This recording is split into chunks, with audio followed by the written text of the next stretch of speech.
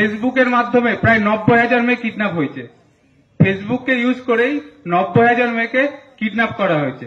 তো যেসব মেয়ে বা ছেলেরা আছে তাদেরকে বলবো, বাইরে থেকে কোনো অজানা কেউ যদি ফ্রেন্ড রিকোয়েস্ট পাঠায়, কেউ কোনো রকম ভাবে সেটাকে একসেপ্ট করবে না। আর আরেকটা নতুন দেখা দিচ্ছে, আমাদের থানায় এসেছিল ক্লাস 6-এ পড়ে একটা মেয়ে, 12 বছর না 13 বছর বয়স, ক্লাস 6-এ পড়ে। মেয়েটার মায়ের মোবাইলে ইনস্টাগ্রাম করে। ইনস্টাগ্রাম শুনেছেন, বাচ্চারা ছোটরা করে, বড়রা অনেকে শোনেনি, ইনস্টাগ্রাম করে। মেয়েটাকে একটা অ্যাকাউন্ট থেকে ফ্রেন্ড রিকোয়েস্ট এসছে, নাম বান্ধবীর নাম করে একটা রিকোয়েস্ট এসছে, বন্ধু এসছে। এবার সেটাকে কি করেছে, একসেপ্ট করেছে, যে আমার বান্ধবী তো আমাকে ফ্রেন্ড রিকোয়েস্ট পাঠিয়েছে, আমি এটা একসেপ্ট করি। দিয়ে বান্ধবীর সাথে কথা বলছে, দিয়ে কিছুক্ষণ পর ভিডিও কল করেছে। তো মেয়েটা ভিডিও কল ধরেছে, যে বান্ধবী আমাকে ভিডিও কল করছে, আমি ভিডিও কলটা ধরি।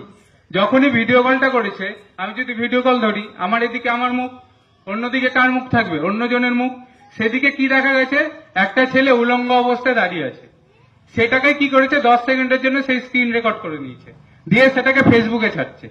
দিয়ে মেয়ের মা বাবার কাছে দাবি করছে, এটা আমি আবার ছেড়ে দেবো, আরো ভাইরাল করব, যদি আমাকে 20,000 বা 30,000 টাকা না দেন। তো বাচ্চাদের হাতে বলে না যে মোবাইল দিতে হয় না, তো কিছু কারণের জন্য বলছি বাচ্চারা এগুলো বোঝে না। ক্লাস 6-এ পড়ে আমি কি বুঝবো, অতটা বোঝার ক্ষমতা নেই। যে 10 সেকেন্ডে যদি ভিডিও হয়ে যায়, মুখটা যদি এদিকে থাকে, অন্যদিকে যদি কোনো একটা বাজে ছবি থাকে, সেটা তো সবারই সম্মাননীয় হয়, সে ছোট হোক বা বড়। তো মোবাইলে যদি কোনো আননোন জায়গা থেকে রিকোয়েস্ট আসে, যাকে চিনেনি না, তাদেরকে কাউকে একসেপ্ট করবেন না কোনো সময়। আপনাকে ফোন করলো, ফোন করে বলছেন আপনার নামেই আধার কার্ড নাম্বার এটা, স্বামীর নাম এটা, বাড়ি এখানে, অ্যাড্রেস থানা এখানে, সব বললো, সব মিলে গেল। আপনি বললেন হ্যাঁ। তখন বলবে আপনার 1 লাখ টাকার একটা সোনার গয়না বিদেশ থেকে আসছিল আপনার নামে, সেটা কাস্টমে বা দিল্লি এয়ারপোর্টে বা কলকাতা এয়ারপোর্টে আটকে গেছে।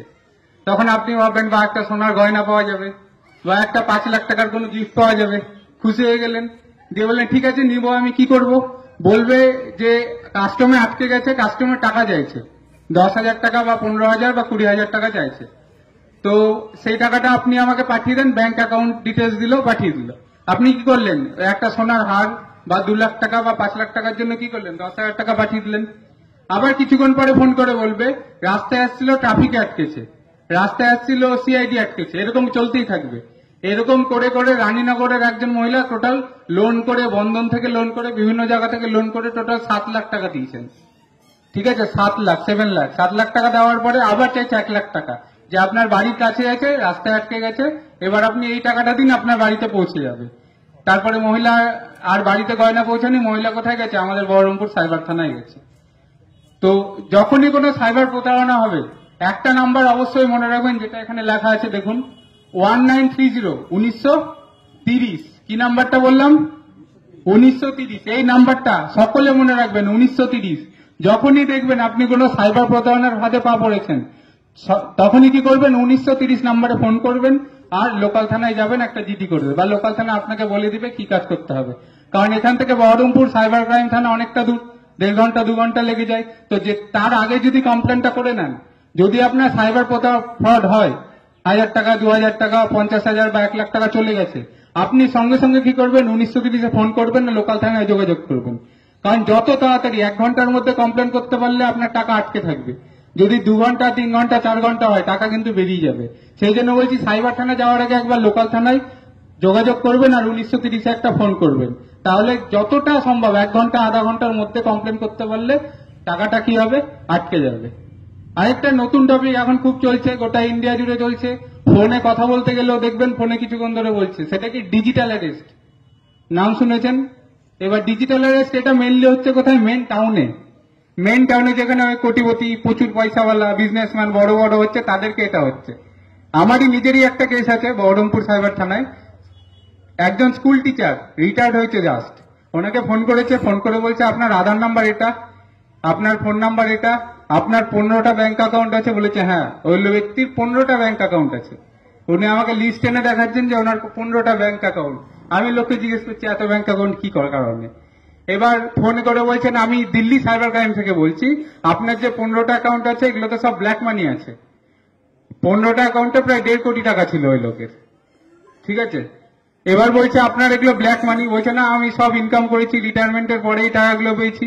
তো বলছে ঠিক আছে, আপনি এই টাকাগুলো আমাদেরকে পাঠিয়ে দেন, আমরা তাহলে কিছুক্ষণ পরে আপনার কেসটা সব মিটিয়ে দিচ্ছি, টাকা নিয়ে দিয়ে আপনাকে পুরো টাকাটা ফেরত দিয়ে দিচ্ছি। এবার এই যে কথাবার্তাগুলো চলছে এগুলো সব হবে ভিডিও কলে, আপনার সামনে ধরে রাখবে, ইউনিফর্ম পরে থাকবে, আমার বা স্যারদের মতো যা ইউনিফর্ম দেখতে পাচ্ছেন সেম ইউনিফর্ম পরে থাকবে। পুলিশ কখনো আপনাদেরকে কাউকে ভিডিও কল করেছে থানা থেকে যে আপনি একটু থানায় দেখা করে যান, বা আপনাকে এটা অ্যারেস্ট ওয়ারেন্ট পাঠানো হচ্ছে, কোনো সময় ভিডিও কল করেছে? কোনোদিনও করেনি। কারো এসছে কি এখানে ভিডিও কল থানা থেকে? কোনোদিনও আসেনি। তাহলে দিল্লির সাইবার থানা বা কলকাতার সাইবার থানা বা অন্য কোনো ডিপার্টমেন্টের টাইম থাকবে না আপনাকে ফোন করার ভিডিও কল করে। কিন্তু এই ক্ষেত্রে কি করবে, আপনাদেরকে ভিডিও কল করবে। ভিডিও কলে আপনাকে সবসময় রাখবে, ভিডিও কল কাটতে দিবে না। ওই যে কথা বললাম স্কুল মাস্টার মশাই রিটায়ার্ড আর তার ওয়াইফ দুজনকে প্রায় 4 দিন ধরে ভিডিও কলের মাধ্যমে অ্যারেস্ট ছিল। তারা যখন ঘুমাতেও গেছিল ওদের সামনে মোবাইলটা চার্জে দিয়ে দাঁড় করানো ছিল যে ওরা ঘুমাচ্ছে সেটাও দেখবেন।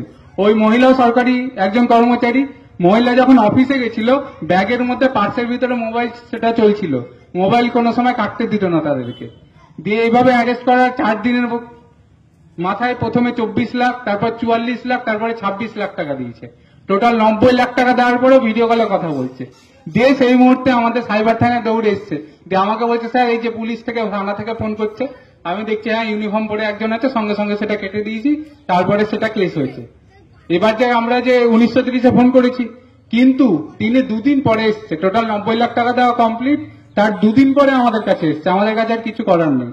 এবার সেটা কেস তদন্ত চলছে, তারপর সেটা টাইমের সাথে কি হবে সেটা দেখা যাবে। তো গ্রামের দিকে এটা কম হয়, এটা মেনলি বড় বড় শহরে। দিল্লিতে সবচেয়ে বড় হলো, দিল্লিতে একজন 1.5 কোটি টাকা দিয়েছে, ডিজিটাল অ্যারেস্টের শিকার হয়ে 1.5 কোটি টাকা দিয়েছে। এটা গ্রামের দিকে কম, শহরের দিকে বেশি।